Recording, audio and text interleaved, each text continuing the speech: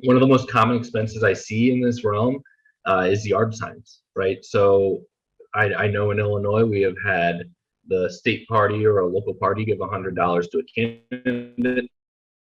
That candidate turns around and buys yard signs, right? And depending on print dollars, not a lot. Yard signs don't vote, just like retweets don't vote, and we'll get into that later.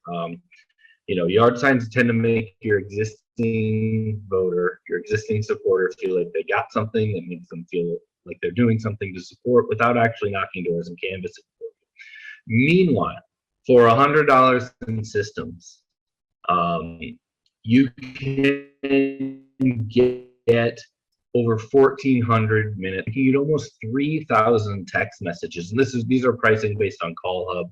There's a lot of other systems out there that you can use, but those are just Call Hub based numbers, and those resources can be directed towards any candidate. Right, so it's not just that one candidate that you wanted to support with your $100 getting 25 yard signs. It's every single candidate you have in the state. It's your presidential candidate. It's your statewide candidates. It's your local candidates. They can all use that resource. There may, depending on your state and how things are functioning, you may kind of have to have two Call Hub accounts.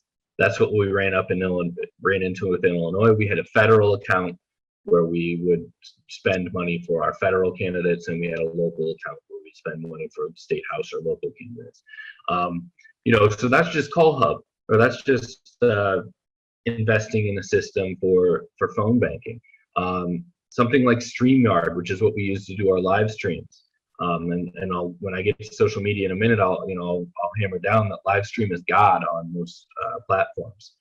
You can get 6 months of professional branded streams that you can put out. That's 6 months that you can be doing things every single day if you wanted to reach out to people on social media. I wouldn't necessarily suggest an everyday stream, but you could. You could invest it in something like a project or team management software. 40%. So it's like Basecamp, right?